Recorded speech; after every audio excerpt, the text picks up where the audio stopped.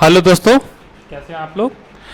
जैसा कि दोस्तों आप लोग पॉलिटी की क्लासेस एंजॉय कर रहे हैं और आज से मैंने आपकी हिस्ट्री भी क्लासेस स्टार्ट कर दी हैं।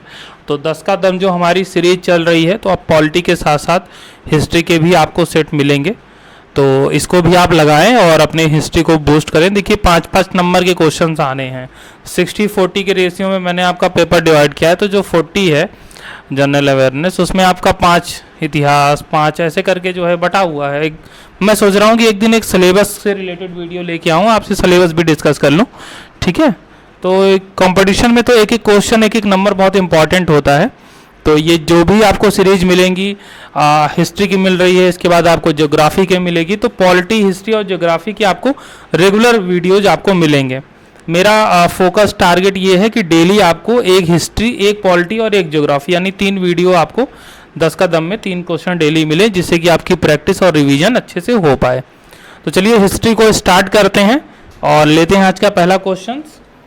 आज का पहला क्वेश्चन देखते हैं स्क्रीन पे क्या है। 1857 में अंग्रेजी साम्राज्य के विरुद्ध पंजाब में किसने सशस्त्र विद्रोह किया। देखिए आपका जो हिस्ट्री का सिलेबस है उसमें भारतीय कला संस्कृति और भारतीय स्वतंत्रता आंदोलन को मेंशन किया गया है।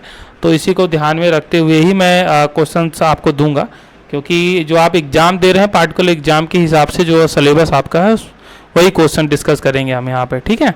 बाकी जब कोई अगर हिस्ट्री पे जनरल वीडियो आएगी तो उस पर सारी चीज़ों को इंक्लूड किया जाएगा। तो इसमें आप ये मत सोचिएगा कि सर सिंधु घाटी सभ्यता नहीं मिल रही है या हमें वैदिक संस्कृति नहीं मिल रही है। जो सिलेबस में है, जो आने हैं पेपर में, वही क्वेश्चन आपको मिलेंगे। तो 1857 की फेमस क्रांति के बारे में तो आप सभी जानते ही हैं, ठीक है। 10 मई 1857 को सशस्त्र विद्रोह हुआ था। बैरकपुर जेल में सबसे पहले मंगल पांडे ने किया था, ये भी आप जानते हैं, ठीक है ना। तो सबसे पहले तो अगर इस क्वेश्चन की बात करें कि पंजाब में किसने सशस्त्र विद्रोह किया था, तो पंजाब में किया था नामधारी सिखों ने, ठीक है ना, जिन्हें कूका के नाम से भी जाना जाता है। कूका आंदोलन के बारे में आपने पढ़ा होगा, वो इसी से रिलेटेड है। अब देखिए 1857 की क्रांति को मेनली जो उसके कारण है ना, वो कारण बहुत इंपॉर्टेंट है, ठीक है। तो उनके कारणों को हम लोग डिस्कस करेंगे, ठीक है। जैसे सैनिक कारण, सामाजिक और आर्थिक कारण, धार्मिक कारण, राजनीतिक कारण। तो ऐसे 4 पार्ट में करके हम डिस्कस करेंगे। 2 इस क्वेश्चन में डिस्कस करेंगे, 2 अगले क्वेश्चन में डिस्कस करेंगे। तो सबसे पहले हम लोग डिस्कस करेंगे 1857 की क्रांति के राजनीतिक कारणों को, ठीक है। ये जो भी लोग आरओ की तैयारी कर रहे हैं या अन्य एग्ज़ाम की तैयारी करते हैं, तो उनके लिए भी वीडियो काफ़ी हेल्पफुल है, इसलिए मैंने थोड़ा सा डिटेल दे दी है। देखिए 1857 के अगर राजनीतिक कारण बात करें तो लॉर्ड वेलेस्ली की सहायक संधि, लॉर्ड डलहौजी की लैप्स की नीति, हड़प की नीति, ये, इसके अलावा झांसी के उत्तराधिकारी पर रोक, वो तो डलहौजी हड़प नीति भी था। सतारा नागपुर, वो भी उसी की नीति का परिणाम था। जमींदारों और किसानों से उनकी ज़मीन छीनना, ये कुछ राजनीतिक कारण थे। देखिए क्वेश्चन अगर यहाँ से बनाएगा, कैसे बनाएगा, आपको एक क्वेश्चन दे देगा कि बताइए निम्न में से कौन से 1857 के राजनीतिक कारण हैं या निम्न में से कौन से राजनीतिक कारण नहीं है। तो जब आप जानते रहेंगे कौन राजनीतिक कारण है, कौन आर्थिक है, कौन सामाजिक धार्मिक है, कौन सैनिक है, तभी तो आप उसमें डिस्प्रेजेंट कर पाएंगे, ठीक है ना। तो जो वो कूट वाले क्वेश्चन आते हैं ना, एक सही है, एक और 2 सही है, सभी सही हैं, तो इस तरह के क्वेश्चंस करने के लिए आपको थोड़ी सी थ्योरी भी क्लियर होनी चाहिए, ठीक है ना। अगर सहायक संधि की बात करें तो 1798 में लॉर्ड वेलेस्ली जब गवर्नर जनरल था इंडिया का, तो उसने ये सहायक संधि लाई थी। इसमें था क्या कि ये जो देसी रियासतें होती थी, जैसे किसी राजा से इन्होंने संधि कर ली, ठीक है। तो अब क्या हुआ कि ये अपनी सेना जो है राजा के दरबार में रखते थे, ठीक है। उसका सारा खर्चा, सेना का जो सारा खर्चा था वो राजा को उठाना पड़ता था। लेकिन वो सेना जो ब्रिटिश सेना होती थी, जब कहीं अगर ज़रूरत है तो वो राजा के नाम तरफ से जो है लड़ने का काम करती थी। लेकिन एक चीज़ इसमें ये और थी कि अगर आपने एक बार सहायक संधि कबूल कर ली, ब्रिटिश सेना भी आपके साम्राज्य में रहेगी, आप खर्चा भी देंगे, आप किसी भी देश से कोई युद्ध अपने से नहीं कर सकते हैं, कोई संधि नहीं कर सकते। यानी कुल मिलाकर के जो पूरा का पूरा कंट्रोल है वो अंग्रेजों के हाथ में ही आ जाना है। आप केवल एक कठपुतली, मतलब नाम के राजा रह जाएंगे। उसके बाद डलहौजी 1848 में लैप्स की नीति, हड़प की नीति ले आता है। ये क्या कहता है कि भाई अगर किसी का कोई पैतृक पुत्र, मतलब अगर किसी का उत्तराधिकारी नहीं है तो आप गोद नहीं ले सकते, किसी को नॉमिनेट नहीं कर सकते हैं। ठीक है, सपोज कि राजा है, या राजा के अगर कोई संतान नहीं है तो राजा के मरने के बाद फिर वो शासन सीधे ब्रिटिश शासन में मिला लिया जाएगा, उसका शासन जो है ब्रिटिश करेंगे। ठीक है, इसके फलस्वरूप क्या हुआ कि झांसी में जब रानी लक्ष्मीबाई की कहानी तो आप जानते ही हैं, उन्होंने दत्तक पुत्र गोद लिया था। ठीक है, क्योंकि वहाँ के राजा गंगाधर राव की मृत्यु हो गई, उनके कोई संतान नहीं थे, तो इन्होंने झांसी को मिला लिया अपने में, नागपुर सतारा को। तो ये कुछ राजनीतिक कारण थे जिसकी वजह से 1857 की क्रांति का एक पृष्ठभूमि तैयार हुआ। इसके अलावा सैनिक कारणों की अगर बात करें तो देखिए, उस समय एक प्रथा थी, हिंदू धर्म में काफ़ी प्रचलित थी, कि अगर आप समुद्र को पार करके जाएंगे तो आपका धर्म भ्रष्ट हो जाएगा। ठीक है, तो कोई समुद्र को जो है पार नहीं करता था, इसलिए आप देखेंगे कि भारतीय कोई इन्वेंशन वगैरह नहीं किए। अब जैसे इंग्लैंड वाले चले आए, भारत की खोज किए समुद्र के रास्ते से अफ्रीका होते हुए, जब ओटोमन अम्पायर, आपने पढ़ा होगा ना, तुर्की वाला रास्ता रोक दिया था। ठीक है, तो मैं ज़्यादा डिटेल में नहीं जाऊँगा। तो भारतीय सैनिक जो है समुद्र पार नहीं करते थे, लेकिन 1856 में एक नियम लाया गया जिससे कि भारतीय सैनिकों को समुद्र पार भेजा जाने लगा, और इसको इन्होंने समझा कि ये हमारा इससे क्या हो रहा है, धर्म भ्रष्ट हो रहा है। और आपको पता है कि जब बात धर्म पे आ जाती है तो आदमी को कुछ नहीं सूझता, उसका दिमाग काम करना बंद कर देता है। ठीक है, भारतीय सैनिकों के साथ अभद्र व्यवहार भी किया जाता था। ब्रिटिश सैनिक होते थे और भारतीय सैनिक दोनों सेम लेवल पे होते थे, फिर भी जो ब्रिटिश है उनको ज़्यादा पेमेंट किया जाता था, उनको पदोन्नति जल्दी मिल जाती थी, उनकी तैनाती ऐसे जगहों पर होती थी जहाँ पे ज़्यादा अशांति नहीं होती है, और भारतीयों को कम वेतन दिया जाता था, उनकी जल्दी प्रमोशन नहीं होता था, और उनको ऐसे जगहों पे भेजा जाता था जहाँ पे जो है तनाव ज़्यादा होता था। तो ये कुछ चीज़ें हैं जो कि उस तरह के सैनिक कारण। तो राजनीतिक कारण, सैनिक कारण हमने यहाँ डिस्कस कर लिए हैं। दो और महत्वपूर्ण कारण हम आगे डिस्कस करेंगे नेक्स्ट क्वेश्चन में। इस क्वेश्चन का राइट आंसर क्या है, नामधारी सिख, ये ध्यान रखिएगा। क्वेश्चन नंबर 2, आधुनिक इतिहासकार जिसने 1857 के विद्रोह को स्वतंत्रता की पहली लड़ाई कहा था। देखिए, क्वेश्चन मैंने किस लिए लिया है, इसलिए इम्पोर्टेंट है क्योंकि इन पे बेस्ड अभी एक मूवी आ रही है जिसमें रणदीप हुड्डा ने एक्टिंग की है, और ये काफ़ी चर्चा में है। जब से बीजेपी सरकार में आई है काफ़ी चर्चा में है, क्योंकि बीजेपी जो है इनके नाम को जो है सपोर्ट करती है, और कांग्रेस जो है इनके नाम को सपोर्ट नहीं करती है, वो इन्हें जो है भारतीय इतिहास में कार्य पुरुष की तरह शो करती है। इसलिए दोनों में खींचतान रहती है, और इसलिए ये काफ़ी ज़्यादा इम्पॉर्टेंट नाम चल रहा है इस समय। हम देखिए एज ए इतिहास के स्टूडेंट, कंपटीशन के स्टूडेंट, हमें तो हर चीज़ पढ़ना है ना, तो यहाँ पे पॉलिटिकल व्यू लेकर तो हम पढ़ नहीं सकते। तो इस क्वेश्चन का राइट आंसर बिल्कुल आपने सही सोचा है, वी.डी. सावरकर। देखिए, वी.डी. सावरकर ने अभिनव भारत फ्री इंडिया सोसाइटी नाम से एक जो है बनाया था, और अभिनव भारत के नाम से सोसाइटी बनाई थी। तो ये दो चीज़ याद रखिएगा, फ्री इंडिया और अभिनव भारत सोसाइटी वी.डी. सावरकर की है। एक इनका जो है बुक था, उस बुक का नाम याद कर लीजिए, the Indian war of independence, भारतीय स्वतंत्रता संग्राम की पुस्तक। इसी बुक में जो है इन्होंने ये 1857 के विद्रोह को स्वतंत्रता की पहली लड़ाई कहा था। ज़्यादातर लोगों ने तो स्वतंत्रता की लड़ाई इसको माना ही नहीं था, उन्होंने तो केवल कहा कि सैनिक विद्रोह है, नॉर्मल है, सब जगह पे नहीं है। ठीक है, ये कोई स्वतंत्रता की लड़ाई नहीं है। लेकिन वी.डी. सावरकर ने खुले मन से और बहुत पुरजोर तरीके से बोला कि नहीं, ये 1857 का जो विद्रोह है ये केवल सैनिक विद्रोह नहीं है, ये हमारी स्वतंत्रता की पहली लड़ाई है।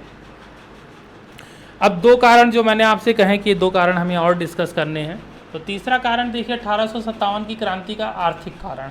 आर्थिक कारण क्या था कि देखिए, इंग्लैंड में मशीनें थीं, औद्योगिक क्रांति हो चुकी थी, भारत से कच्चा माल जाता था और वहाँ पे कपड़ों का निर्माण होता था, और फिर वो भारत में आता था बिकने के लिए।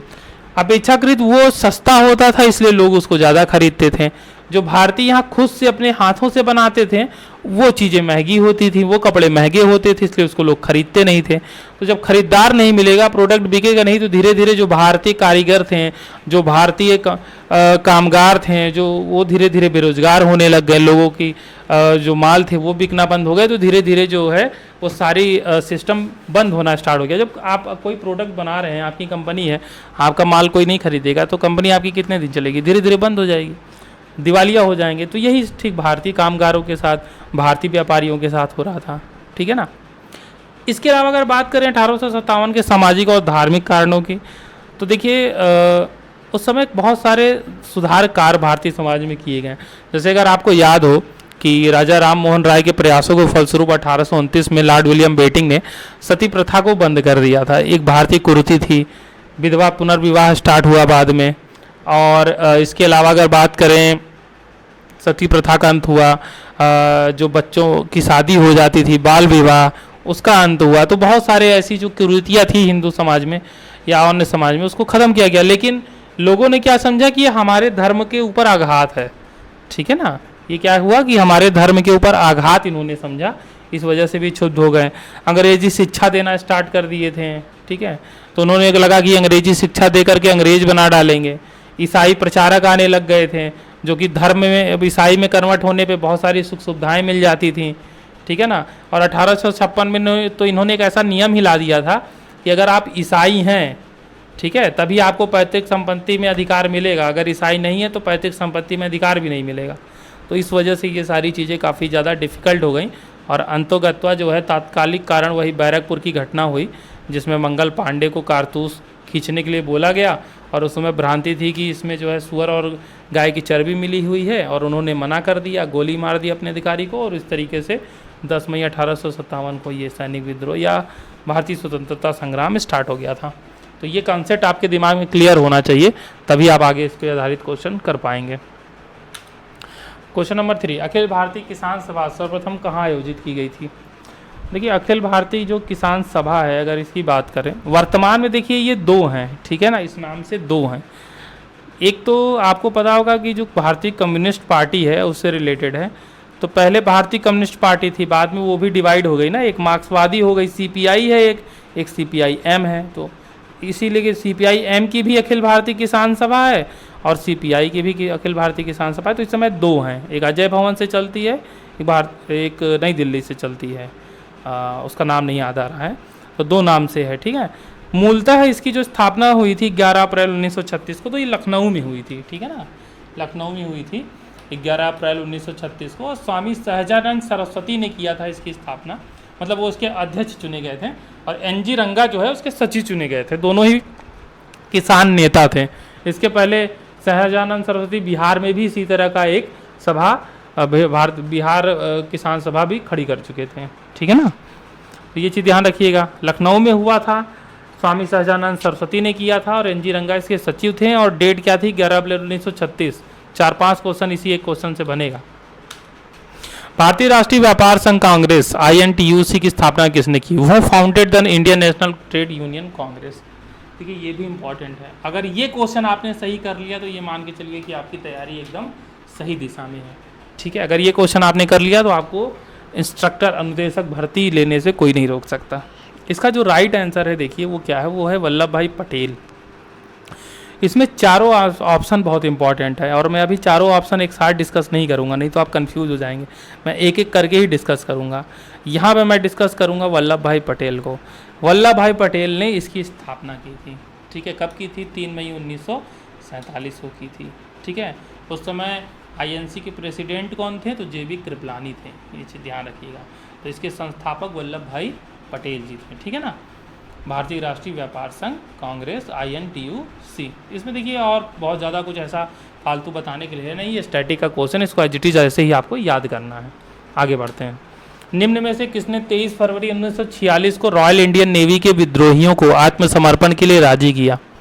ठीक है ना दोस्तों। देखिए 23 फरवरी 1946 को रॉयल इंडियन नेवी जिसको कहा जाता था, ठीक है, तो उसके जो नौसेना के कर्मचारी थे उन्होंने विद्रोह कर दिया था। उन्होंने क्या किया था? दरअसल डॉकयार्ड पे जो उनका INS जो पोत था उस पर उन्होंने 3 झंडे लगाए थे। एक तो उन्होंने कांग्रेस का झंडा लगाया था, एक उन्होंने लगाया था मुस्लिम लीग का झंडा, और एक उन्होंने लगाया था भारतीय कम्युनिस्ट पार्टी का झंडा, रेड कलर का झंडा। तो कांग्रेस ने इसको सपोर्ट नहीं किया, आत्मसमर्पण इसको सपोर्ट नहीं किया विद्रोह को। मुस्लिम लीग ने भी सपोर्ट नहीं किया, लेकिन भारतीय कम्युनिस्ट पार्टी CPI ने जो है इसको सपोर्ट किया था, ये चीज़ ध्यान रखिएगा। तो CPI ने इस विद्रोह को सपोर्ट किया था, बाकी INC और मुस्लिम लीग ने नहीं किया था। तो INC की तरफ से वल्लभ भाई पटेल और मुस्लिम लीग की तरफ से मोहम्मद अली जिन्ना, दोनों ने मिल करके उन विद्रोहियों को आत्मसमर्पण के लिए राजी किया। क्योंकि उनका मानना था, क्योंकि वो तो पता ही चल गया था, उनको दिमाग में आ ही गया था कि अब हम एक ना एक दिन तो आज़ाद होना ही है आने वाले दिनों में। और कैबिनेट मिशन भी जो है आने वाला था मार्च में। और उसके बाद जिन्ना के मन में पाकिस्तान चल रहा था, सरदार पटेल के मन में भारत चल रहा था, तो उन्होंने लगा कि आगे चल करके अगर इस विद्रोह को ऐसे ही हमने छूट दे दिया तो आगे चल करके कि हमारे लिए ही नुकसानदायक होगा, क्योंकि आगे चल करके जब हम आज़ाद हो जाएंगे तो ये नेवी हमारे अंडर काम करेगी। ठीक है, तो इस विद्रोह को हवा देना सही नहीं है, इसीलिए उन्होंने बहुत सूझबूझ के साथ काम लिया। क्योंकि देखिए सेना में विद्रोह हो जाएगा तो फिर कोई देश स्टेबल नहीं रह पाएगा ना, अनस्टेबल हो जाएगा, इसलिए इस बात का ध्यान दिया जाता है। आइए अगले क्वेश्चन की तरफ बढ़ते हैं। अगला क्वेश्चन है, दक्षिण अफ्रीका में महात्मा गांधी द्वारा प्रकाशित पत्रिका का क्या नाम था? What was the name of the magazine published by Mahatma Gandhi in south Africa? अब देखिए इसमें आप कंफ्यूज हो सकते हैं, कंफ्यूज हो जाएंगे कि नवजीवन टिक लगाऊं, इंडियन ओपिनियन टिक लगाऊं, हरिजन टिक लगाऊं। तो देखिए इसीलिए मैं कहता हूं कि जीएस केवल तुक्का का खेल नहीं है। तुक्का आप लगाएंगे तो हमेशा गलत करके आएंगे, क्योंकि उसमें ऑप्शन में आपको वो चीज़ दिखेगी जो आप गलत ही करेंगे, क्योंकि आप हरिजन आपके दिमाग में बैठा हुआ है, आप रटे हुए हैं, आप वही टिक करके आएंगे, जबकि इसका आंसर होगा इंडियन ओपिनियन।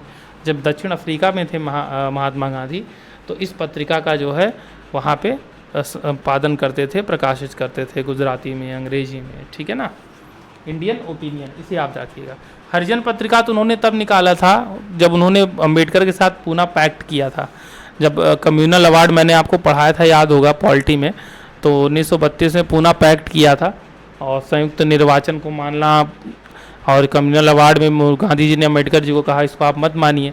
तो फिर उन्होंने छुआछूत ख़त्म करने के लिए, दलितों को भी अपने में शामिल करने के लिए ये हरिजन पत्रिका निकाला था, हरिजन मूवमेंट, हरिजन सभा, सारी चीज़ें की थी उन्होंने। ठीक है ना, मतलब दलितों को दलित कुचले शब्द बोलते थे तो इन्होंने हरिजन, यानी हरिजन मतलब विष्णु के जो भगवान के लोग हैं उन्हें हरिजन बोल दिया उन्होंने। ठीक है, आइए आगे बढ़ते हैं। निम्नलिखित में से किसका मिलान गलत है? आपको बताना है कि इसमें से कौन सा मैचिंग है वो गलत है। आपको ये देखिए, ये कुछ नाम दिए गए हैं जो कि राष्ट्रीय भक्ति आंदोलन से जुड़े हुए हैं। जैसे नामदेव, तो आपको बताना है क्या नामदेव जी का संबंध महाराष्ट्र से था, या चैतन्य जी का बंगाल से, नरसिंह मेहता का गुजरात से, वल्लभाचार्य का कर्नाटक से। तो एक ऑप्शन इसमें गलत है, वो ऑप्शन आपको ढूंढना है कि कौन सा गलत है। ठीक है, वो ऑप्शन देखिए है डी, वल्लभाचार्य। अगर आपको याद हो सूरदास के जो है गुरु थे वल्लभाचार्य, तो इनका ये कर्म क्षेत्र जो है ये कर्नाटक नहीं है, ये ब्रज के हैं भाई, वाराणसी इनका कर्म क्षेत्र एक प्रकार से है, जन्म क्षेत्र। क्योंकि देखिए सूरदास जी क्या करते थे, कृष्ण की लीलाओं का वर्णन करते थे, वल्लभाचार्य उनके गुरु थे, तो जाहिर सी बात है वो भी कृष्ण भक्ति से ही रिलेटेड थे। तो कृष्ण भक्ति में आपको ब्रज बरसाना, यही सब भी आपको ध्यान रखना है, दिमाग में बैठा के चलना है। तो ये कर्नाटक नहीं होगा, या तो यहाँ पे यूपी होता, उत्तर प्रदेश, तो सही रहता। अगले क्वेश्चन की तरफ बढ़ते हैं। चित्रकला की मुगल शैली का प्रारंभ किया था। ये 100% अगर आप नहीं पढ़े हैं तो क्वेश्चन गलत करके आएंगे। ठीक है, अब देखिए पेंटिंग में क्या आता है कि जब हमको पेंटिंग नाम आता है ना तो हमारे दिमाग में जहांगीर बैठा हुआ है, पेंटर किंग, क्योंकि जहांगीर को पेंटिंग बहुत पसंद थी और वो खुद ब खुद बहुत अच्छा पेंटर था। तो हम जल्दीबाजी में क्या करते हैं, अगर तुक्का लगाते हैं तो हम जहांगीर लगा देते हैं। ठीक है, ये बात अलग है कि जो पेंटिंग का विकास हुआ वो सबसे ज़्यादा जहांगीर के काल में हुआ, लेकिन मुग़ल शैली का जो चित्रकार लगा कि मुग़ल शैली का प्रारंभ है वो हुमायूं के द्वारा किया गया था। ठीक है ना, हुमायूं ने इसको स्टार्ट किया था। ठीक है, और जहांगीर ने उसको जो है लब्बुलुआब पहुंचाया। Shahjahan modern architecture of India एक प्रकार से है, मतलब इसने ऐसे ऐसे ताजमहल बनवाया, मोती मस्जिद बनवाई, जामा मस्जिद बनवाई। ठीक है ना, अकबर ने आगरा का किला, ठीक है, और इसके अलावा बुलंद दरवाज़ा इसने बनवाया था। जब गुजरात जीता था तो उसकी खुशी में इसने फतेहपुर सिकरी में बुलंद दरवाज़ा बनवाया था।